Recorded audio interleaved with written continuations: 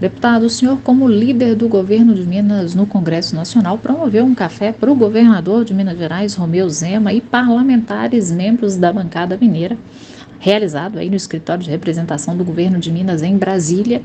E esse encontro teve o objetivo de debater projetos, expectativas, prioridades do governo. O que ficou definido como sendo projetos prioritários do governo que foram solicitados pelo governador para articulação pela bancada mineira?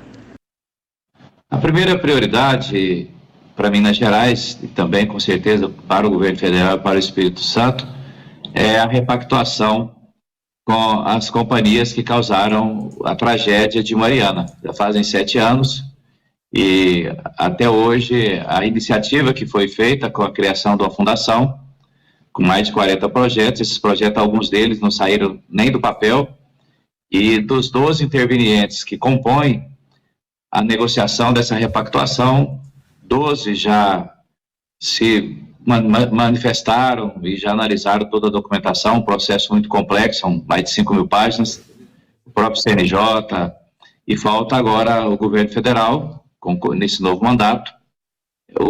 A negociação foi puxada para a Casa Civil da Presidência da República e colocado como o doutor Fidelis, que é o advogado-geral adjunto da União, como coordenador dessas negociações.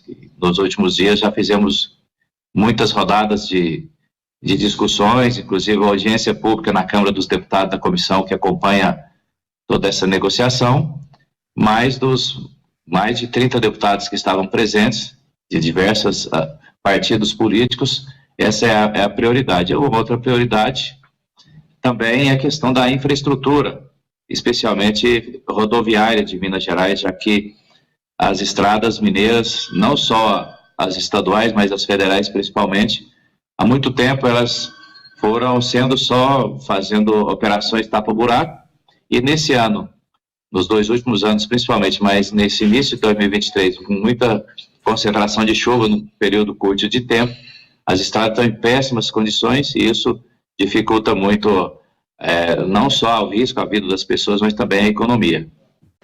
A relação do governador Romeu Zema com o governo federal não começou muito bem, pelo apoio explícito do governador ao ex-presidente Jair Bolsonaro nas últimas eleições. Como líder do governo de Minas, o senhor também tem o papel de minimizar os impactos desse apoio do governador ao ex-presidente?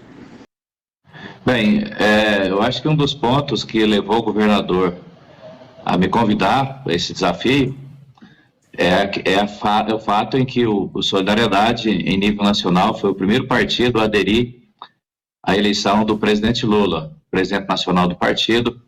Esteve muito perto das articulações, das negociações, da construção do plano de governo. E já há, na minha visão, e eu topei porque também no 4º mandato, quando eu fui presidente da Emater, o governador era o Aécio Neves, o presidente da República, o presidente Lula, e eu tive uma interlocução muito forte. Naquela época foi quando a Emater teve uma grande transformação, tendo essa mesma diferença, né, de arenas políticas.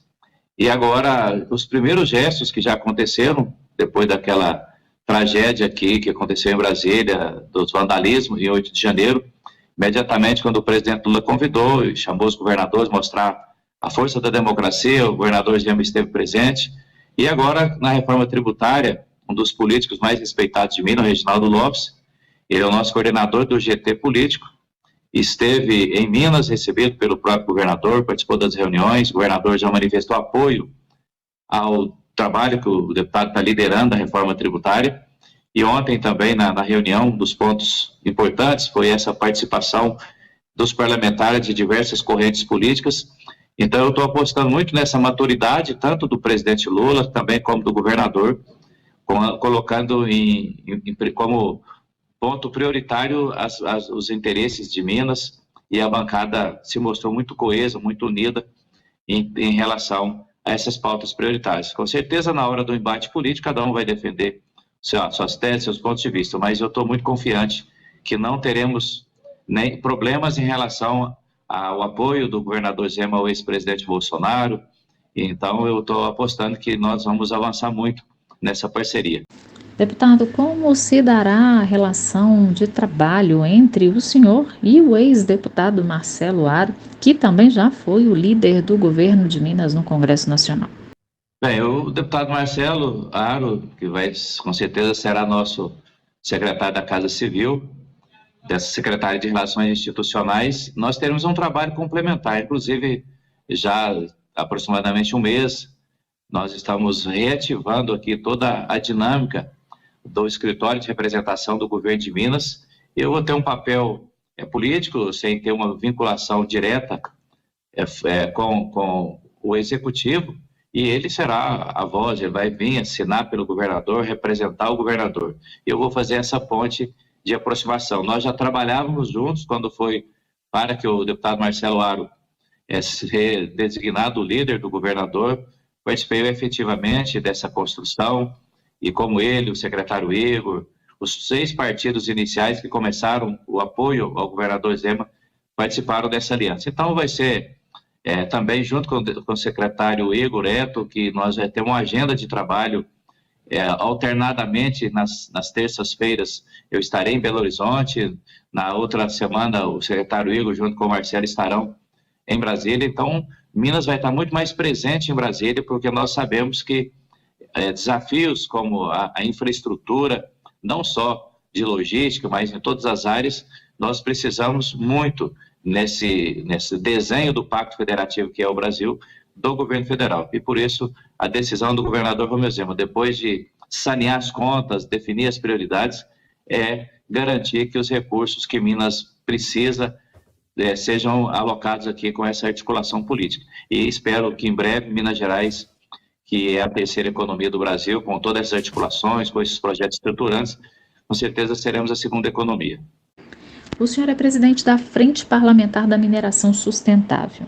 Fala um pouquinho sobre a repactuação do Acordo de Mariana, que tem sido muito discutida no Congresso Nacional. Olha, nós temos 2 pontos que são fundamentais. O primeiro deles, que é uma ação de advogados independentes que pegou mais de 800 mil procurações, e que essa ação ela está tramitando em Londres. Caso seja dada a sentença antes de nós repactuarmos esse acordo aqui no Brasil, as empresas que são causadoras da tragédia, elas perdem totalmente o interesse de fazer acordo, porque se não fizermos acordo, não sabemos se vai 10, 15 ou 20 anos na justiça essa tramitação. Até porque no Brasil eu presidi a comissão de Brumadinho nos últimos 4 anos, e não há uma legislação muito clara no Brasil para que sejam sentenciados os criminosos, os causadores dessas tragédias. Por isso há um conjunto de leis tramitando no Congresso Nacional, inclusive grande parte da minha autoria. Bem, então esse é um problema. Nós estamos correndo contra o tempo para que tenha atratividade, já que nós estamos tratando de um acordo que passa dos 100 bilhões de reais. Que isso é recurso privado que vem para ser investido já com local definido, prioridades definidas. Esse é um ponto que nós estamos fazendo todas as rodadas de negociações. O CNJ, que é o Conselho Nacional de Justiça, esteve aí nos municípios, em Minas Gerais, no Espírito Santo, fazendo audiências públicas, e também já no dia 15 e 16 passado houve rodadas de negociações. Esse é um ponto. O segundo ponto, é claro, e é natural que o governo federal que chegou, como nós não concordamos da maneira que a fundação foi criada, está na velocidade que está desenvolvendo o trabalho, então o governo federal definiu uma nova sistemática de negociação, como eu disse. Colocaram a Casa Civil como coordenadora, mas o advogado da União Geral, da União adjunto, o doutor Fidelis, como coordenador. O Marcelo Aro e eu já estivemos com o advogado-geral da União, estivemos com o CNJ. Aí há uma divergência. O governo federal, pelo menos, defende em tese de que não pode tirar, com essa repactuação, a responsabilidade dos causadores da tragédia para o governo do Estado de Minas, do Espírito Santo, das prefeituras e o governo federal. Nós concordamos com isso também. Só que isso não pode ser um impeditivo da repactuação, porque se os causadores da tragédia resolvessem, já teriam resolvido, já fazem 7 anos.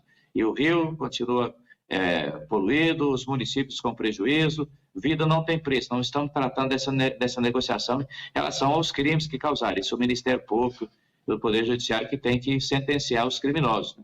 Mas a nossa defesa é o contrário. Como foi feito na mesma sistemática de Brumadinho, os causadores da tragédia, eles reembolsam o prejuízo que o Estado brasileiro, o governo federal, estadual e municípios tiveram com essa tragédia e continua com a responsabilidade, como, por exemplo, nos danos ambientais, especialmente ao Rio Doce. Então, esses dois pontos que estão sendo...